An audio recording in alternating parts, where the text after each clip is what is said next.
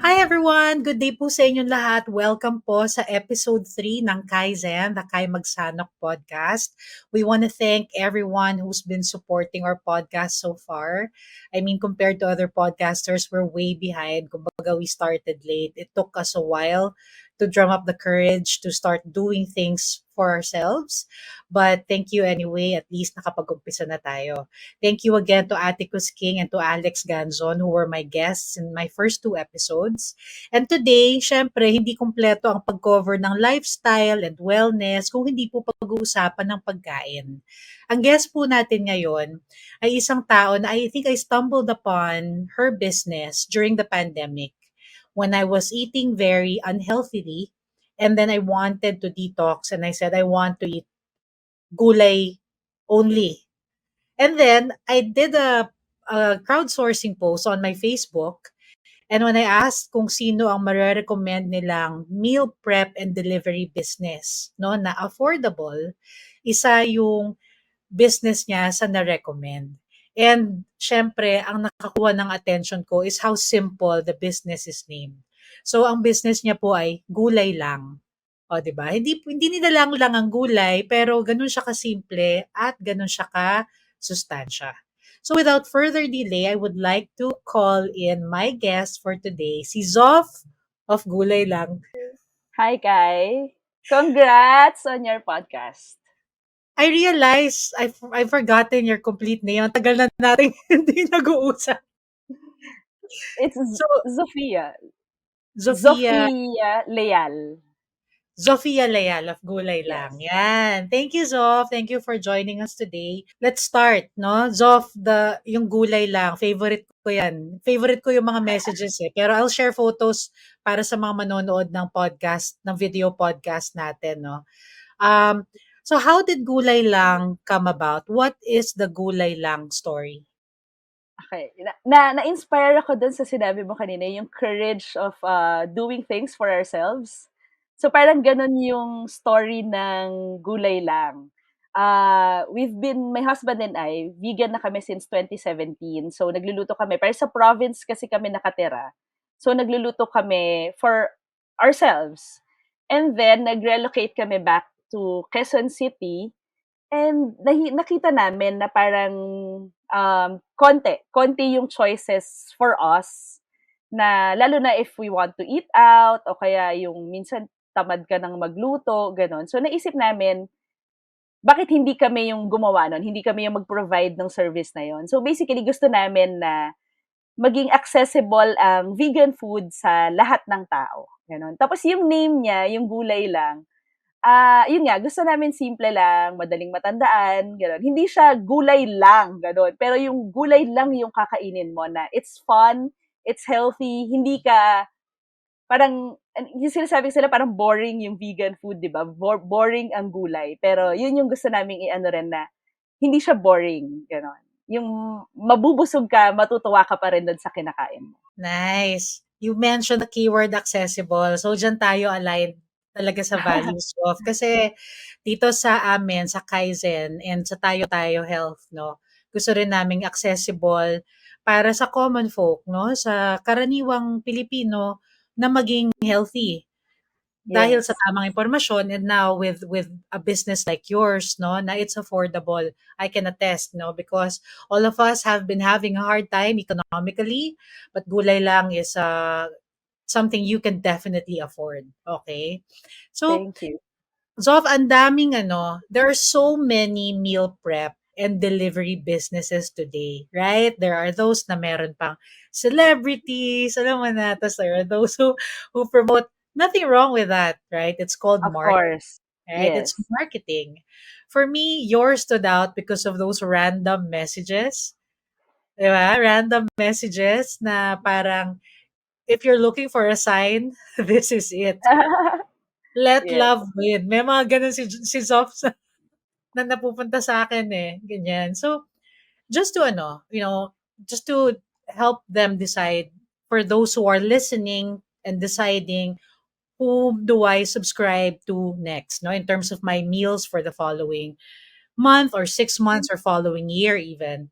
what makes gulay lang different from the others? So yung meron akong nabasa na parang I think it's a Visayan word. Yung name niya is Nay, ang tawag sa kanya Naya Naya. So parang it's the joy of serving food to other people. So parang yun din yung gusto naming makarating. Bukod dun sa food na makakarating dun sa umorder na food, dun sa customers, no. Parang yung maramdaman nila na we are happy for the opportunity to serve them good food. So yung sinasabi mo kanina, no, yung messages, we write those messages, you are loved, you are not alone, gano'n. Na parang kami mismo yung nag-deliver nung food sa kanila, gano'n. Tapos yung I think yung isang difference din namin yung, I think, vegan food talaga kami, no? Wala kaming ibang meal plans na hindi, I mean, yon. So, vegan siya, and then, meron kaming focus sa food heritage, yung food na traditionally vegetables dito sa Pilipinas. So kunyari yung Cordillera, mas kung pag-iisipin natin yung Cordillera, maalala natin yung mga meat dishes niya 'di ba? Yung itag, yung pinikpikan, ganyan. Pero these food are for ritual and special purposes. Karamihan talaga sa mga dishes sa Cordillera is vegetable. So gusto namin ipakita na meron tayong ganitong mga dishes sa dinami-dami ng mga gulay dito sa Pilipinas at prutas, no, marami pa rin talaga yung dishes na makakain din natin, na ma-enjoy natin, na mako-connect din dun sa roots natin sa mga regions at iba pa. Thank you. So, wow, nagkaroon ng ibang layer, ibang dimension yung pagtingin sa menu niyo, no? So, normally, when you say, and I love the Naya Naya, Oh, yes. concept. I just made it my Facebook bio while you were telling me about it. Kasi di ba Nice. gusto natin yung puhon, padayon. First time ko may encounter Ah, ng Naya Naya. Thank you, ah. I learned something today.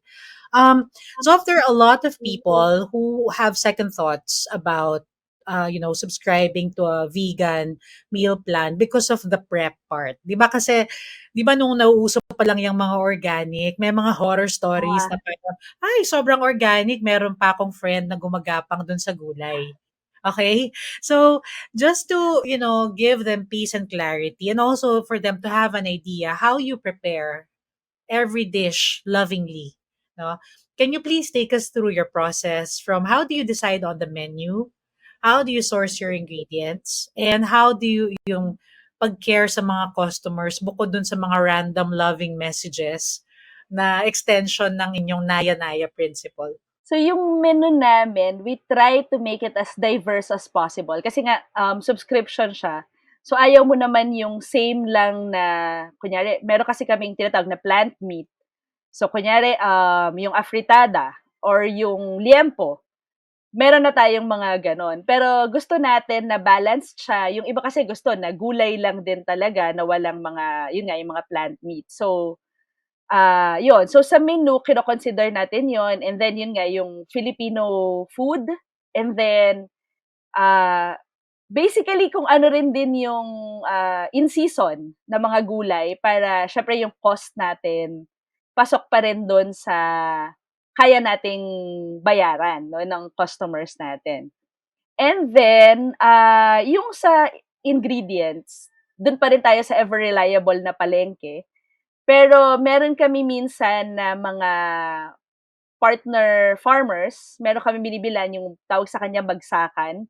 Ito ay yung mga magsasaka mismo na galing sa provinces and then pupunta sila sa Manila. So kung ano yung dala nila, bibili kami sa kanila, and then meron din kami panapanahon yung Good Food Community. Ito ay works directly then with farmers. So bumibili rin kami sa kanila yung organic food, no? So gano'n, we try our very best para ma-meet yung standards sa sanitation, ganyan. Although minsan yun nga, meron din kaming report na gano'n na very organic, meron pang buhay, gano'n. So what we try to do is talk to the customer siyempre and make amends, no. So, kung mali naman talaga namin yun, inaamin namin yun, and then we try to work with the customer kung ano yung best na solution for them.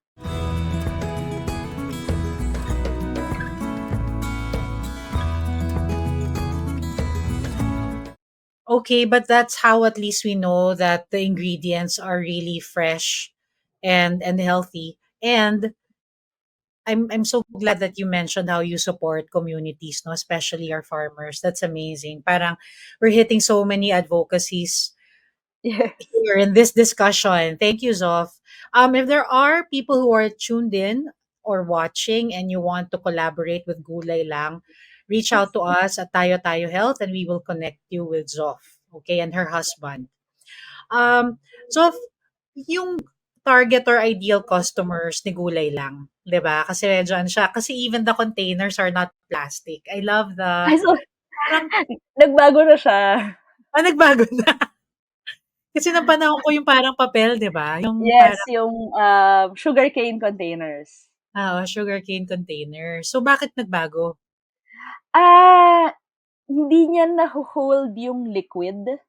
So, meron kaming oo, Mm. so parang nag-adjust kami kasi lalo na yung malala yung deliveries. Mm. Parang medyo na de-deform siya. So, ang Mm. hirap. And then yung lid kasi hindi pa siya wala pa sa technology I think, eh, na yung fit talaga siya tulad nung sa plastic containers. So, Mm. hopefully we're working on that pa din. Yun pa rin yung goal namin, pero yun sa ngayon naka-microwavable containers kami ulit. Sorry, Oh, that's yun. okay. Well, you know what? There are people I know, businessmen like Sir Alfred Gatchalian, who believe in the circular economy of waste management. So maybe we can work with them to help collect, 'di ba, yung sa kliyente ni Gulay Lang pag ipapa-recycle or isusoli yung mga Puwede. plastic containers, baka meron silang libreng extra tempe in the next order, yung gano'n.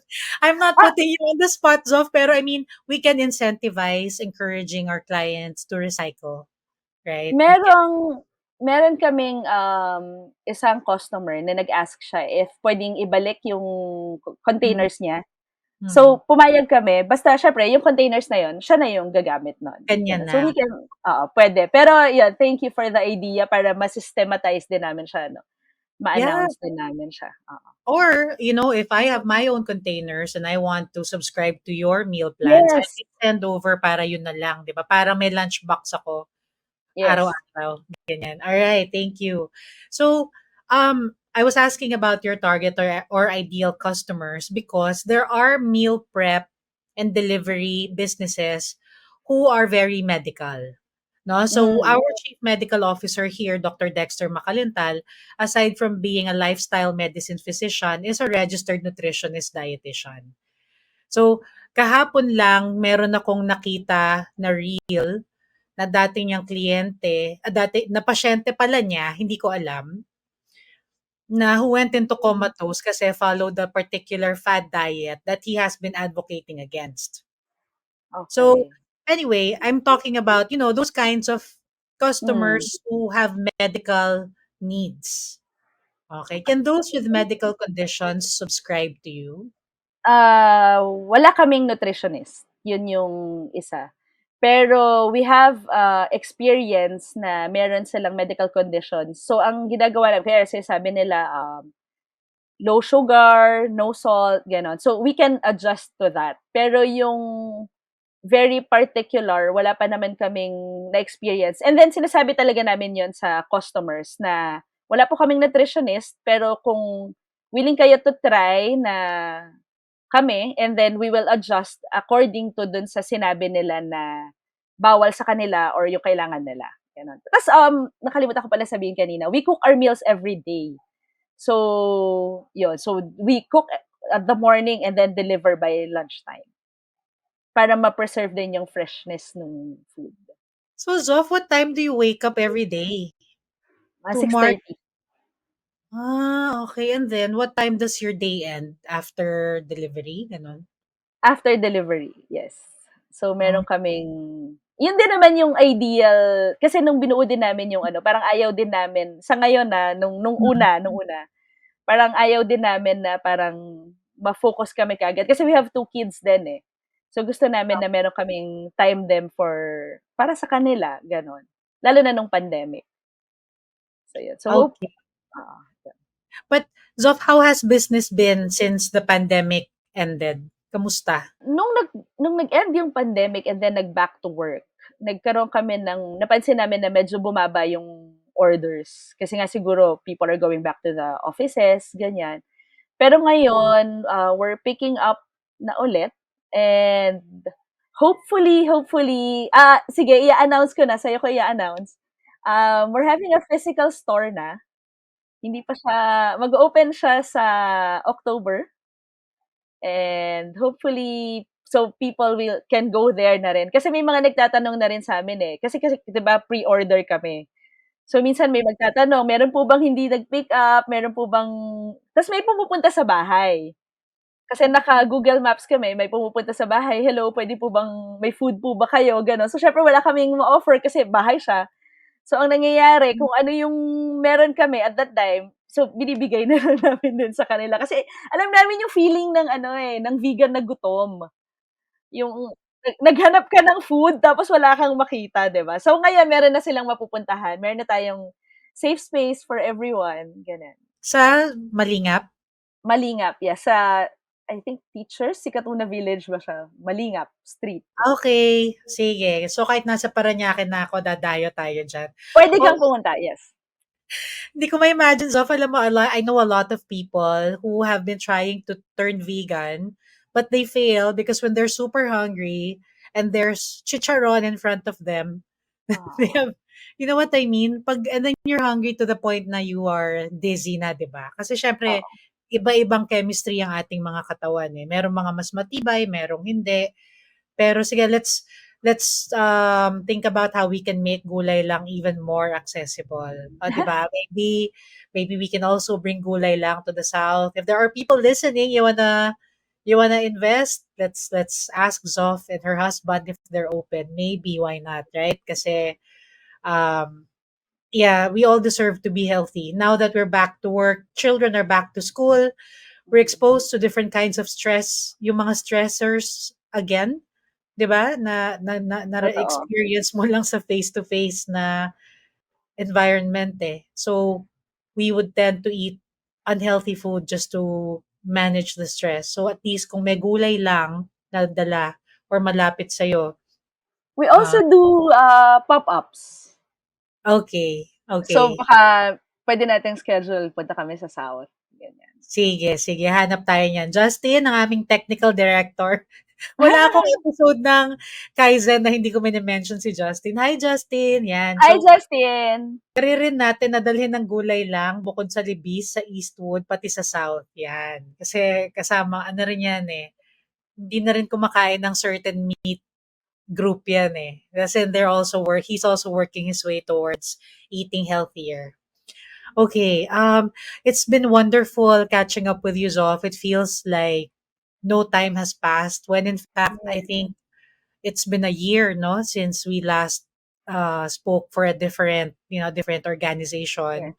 Um, so before to end our podcast, what is your message to our audience and listeners on why they should choose gulay lang? I mean, I know you're very simple and humble, but I want your business to grow. No, that's why you are our first foodie feature here on Kaizen. Anong message mo sa kanila? Yung mga hindi pa nakasubscribe, sila muna. Okay. We want to help you eat, good food and vegan food. So vegan, yun nga kanina parang sinabi natin kanina na medyo mahirap to transition, but we can help you do that. You can try to order at least one meal from us and then see how it goes and see how you feel. Maganda 1 week para makita mo talaga, maramdaman mo ano yung nagbago sa'yo, um, physically, mentally. Kasi eating vegan, actually veganism is not just about food. It's a lifestyle that is based on non-cruelty to all beings. So yun yung parang goal natin, no? We help each other, we help all sentient beings, also the animals, to live the life that we are meant to live. So parang when you go vegan, it's not just about us, it's also about the animals, it's also about the environment. So we see how we can all help each other nga. And yun, and see a better world for everyone. Thank you, Zof. You're right. It's veganism is all about compassion. I think compassion for all. And I'm speaking to for myself, 'di ba? I advocate animal rescue and welfare. Mm. That's why I've been trying. I have, but it has been challenging. So hopefully this time around, ang regalo ko sa sarili ko before I turn 44 in November. Okay, November din ako. kailan? 9. 12. Ikaw. Ay, Ano? happy birthday to us. Happy birthday. Oh my gosh, November Scorpio, watch out. Watch out for Go us. Scorpio. Ayan. So, okay. O, di ba may isa pa ako natutunan bukod sa Naya-Naya. November 9 ang birthday ni Zo. At Pero ako, November 12 si Kai. I-announce din natin yan sa podcast. Meron tayong promo po for November. Pag-isipan natin. isip tayo. Sige, tama-tama. Sige. So, Zof, thank you so much for making time for Kaizen, the Kai Magsanok podcast. We're very grateful to people who support our startup. And you're gonna see more of Gulay Lang on tayotayo.health. Nagbe-brainstorm kami ni Justin habang nagre-record ng aming podcast. Ganyan po kami multitasking. So, thank you again, Zof, and I'll see you again soon. Thank you, Kai. Thank you, Justin.